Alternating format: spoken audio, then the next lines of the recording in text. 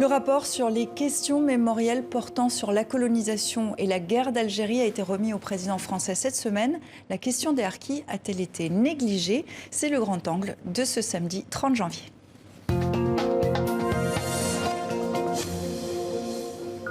Les harkis sont ces anciens soldats algériens recrutés par l'armée française durant la guerre d'Algérie. Leur situation est-elle sous-estimée dans le rapport sur la guerre d'Algérie remis mercredi par l'historien Benjamin Stora à Emmanuel Macron? On va en parler tout de suite avec vous, Fatima Besnassi-Lankou. Bonsoir. Bonsoir. Vous êtes historienne et cofondatrice de l'association Harkis et Droits de l'Homme.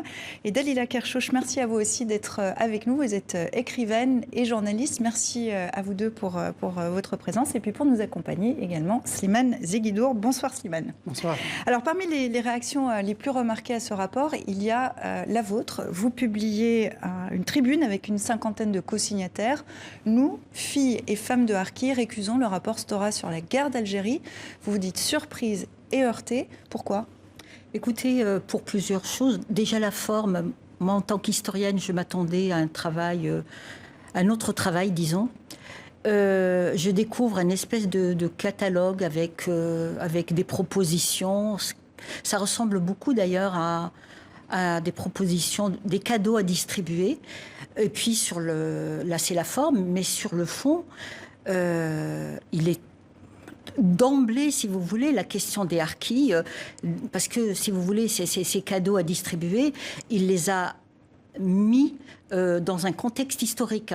Et dans le contexte historique, il parle effectivement des harkis et dès le départ, il utilise des mots comme représailles. Donc il laisse sous-entendre. Donc vous remettez en question aussi le rapport à l'histoire. Vous dites que c'est plus politique qu'historique ce rapport, si je vous résume. Bien évidemment que c'est plus politique, donc historique. Donc la question des harkis, elle a été Elle a été malmenée dans ce rapport. Il y a une proposition qui n'est pas une proposition puisqu'il a enfoncé une porte ouverte. Il propose à ce que les harkis et leurs enfants circulent en Algérie, aillent en Algérie. Et en fait, c'est faux. Donc c'est quelque chose d'absolument erroné. Dalila Kershouch, je cite la tribune, les harkis sont évoqués d'une façon tendancieuse, accompagnés d'omissions significatives. Si on est plus précis, lesquelles ? Alors, pour moi, une des grandes omissions significatives concerne les harkis qui ont été parqués dans des camps en France, sur le sol français, pendant plusieurs décennies. Il faut savoir que 45 000 harkis, dont la moitié étaient des enfants, ont été victimes d'une politique d'internement en France. Et je suis moi-même née dans le Lot-et-Garonne, derrière des barbelés. Et sur ce scandale français, qui est l'une des plus grandes violations des droits de l'homme de ces 60 dernières années perpétrées sur le sol français, il n'y a pas une seule ligne dans le rapport Stora. Pour moi, c'est un déni de justice, c'est un déni de vérité. Et on entend que vous portez un regard qui est vraiment sévère sur ce rapport. Est-ce que c'est une sévérité que vous partagez, Slimane ? Alors moi, ce que je comprends dans ce que dit Fatima et Dalila, c'est que surtout Dalila, c'est qu'elle est née en France dans un camp pour les harkis où ils étaient coupés de la société française, alors que les autres rapatriés, le gouvernement faisait tout pour justement les incorporer et les insérer, et les pieds noirs, dans la société française. Les pieds noirs ont eu le statut juridique de rapatriés. Les harkis ont eu le statut juridique de réfugiés, comme s'ils n'étaient pas des Français. Ce qui est intéressant et symptomatique dans la réaction de Fatima et de Dalila, c'est que leurs parents en voulaient au gouvernement algérien et pas au gouvernement français.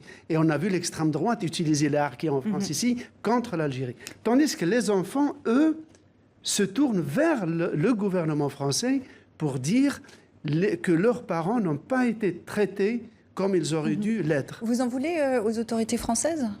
Non, pas du tout. J'en veux au gouvernement de 1962, effectivement, parce qu'ils ont abandonné ma famille. Moi, j'étais une petite fille et j'ai vu une fin de guerre extrêmement violente. Donc, j'ai connu les camps comme Dalila. Mais je n'en veux pas du tout. Non, il n'y a aucune raison que j'ai des rancœurs pour le gouvernement français. Des réparations au gouvernement français. Oui, absolument. On est français. Donc, quand on nous dit adressez-vous aux Algériens, Non, moi, je ne m'adresse pas à eux. D'ailleurs, je n'ai rien à leur demander. Puis surtout pas un gouvernement qui n'est pas un gouvernement. Ils ont quand même un comportement assez autoritaire. Donc, je n'ai rien à demander. Qu'est-ce que vous auriez aimé? Non, je voudrais réagir à ce qu'a dit Slimane au sujet de nos parents et du Front National. C'est pas tout à fait vrai, parce que c'est une idée reçue. Certains quand même. Vous savez, non, je ne peux pas vous laisser dire ça. Non, il y en a certainement. Mais si vous voulez, comment voulez-vous que des paysans que le système colonial n'a pas envoyés à l'école aient une idée de ce qu'ils vont... Mais je ne leur reproche pas, il ne me viendrait pas à l'idée de leur reprocher. Je fais juste un constat. Non, monsieur, c'est pas vrai. Alors, on va passer la parole à Dalila Kirchhoff, parce que je vous vois réagir à distance. Je trouve qu'on a politisé et instrumentalisé la question des harkis. Et il est temps d'en finir avec cette prise d'otage politique. Il faut la ramener à sa réelle dimension. C'est un drame humain, profondément humain.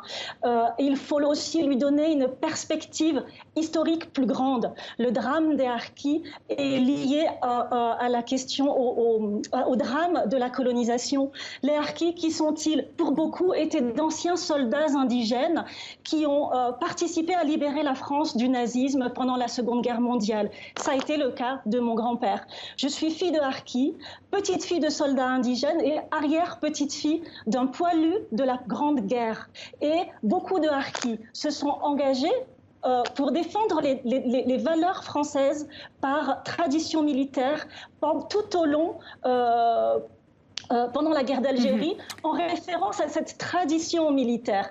Et il est important aujourd'hui, à l'heure où la société française est traversée de grandes tensions identitaires et religieuses, de rappeler l'engagement de ces soldats musulmans pendant la guerre d'Algérie pour défendre les valeurs françaises et tout au long du XXe siècle également. Et on va revenir à la source, si vous permettez. On va revenir à l'auteur de ce rapport. Benjamin Stora était l'invité d'International aujourd'hui. Je vous propose de l'écouter. Moi, ce que j'essaye, dans les préconisations, de mettre en œuvre, c'est qu'on commence à connaître davantage l'histoire des autres. L'histoire des harkis par rapport à l'histoire des immigrés, l'histoire des Européens d'Algérie, l'histoire des appelés d'Algérie, l'histoire des Algériens qui sont venus en France après l'indépendance. 1 million d'Algériens sont venus en France après l'indépendance, entre 62 et 72. C'est considérable. Donc, toutes ces histoires-là, eh bien, dans le fond, il faut les porter à la connaissance du public, mais surtout, il faut décloisonner les mémoires. Pas simplement décoloniser les imaginaires, mais il faut décloisonner les mémoires. Oui, vous parlez d'une communautarisation des mémoires. Elles se sont communautarisées de fait. Communautarisation des mémoires. Qu'est-ce que vous répondez à Benjamin Stora? Alors, c'est son arme pour nous faire taire. Vous vous sentez visé? Comment? Vous vous sentez visé? Oui, quelque part, oui.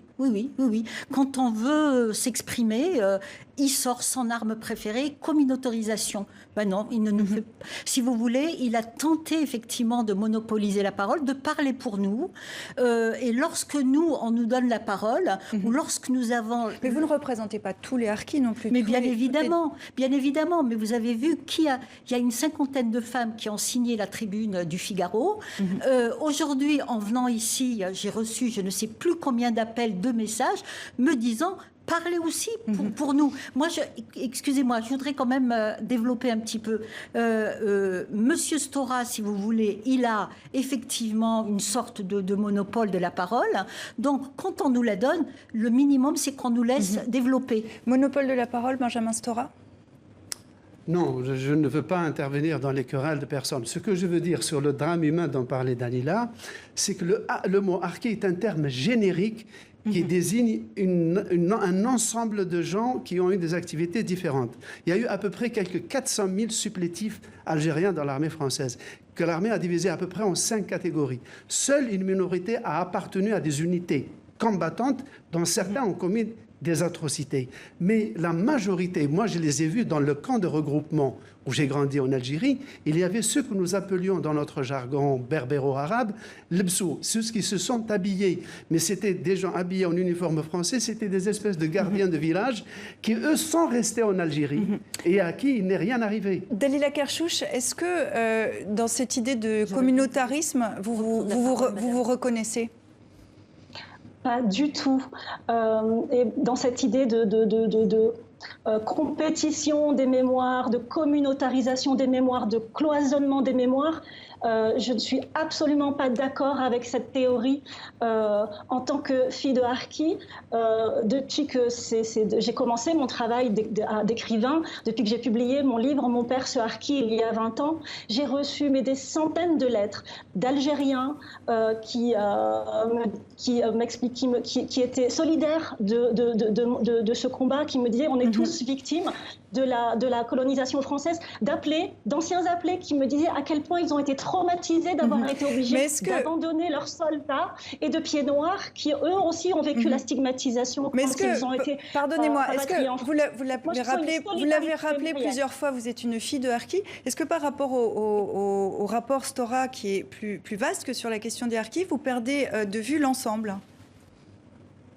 Non, pas du tout, parce que moi je suis, comment dire, c'est ce que je vous disais, moi je pense que je me sens très concernée par les 7 millions de Français qui ont été meurtris par cette guerre d'Algérie. Je me sens solidaire de toutes ces mémoires qui saignent, et je reçois chaque jour des preuves de cette solidarité vis-à-vis des harkis, et j'en envoie également vis-à-vis des autres mémoires meurtries.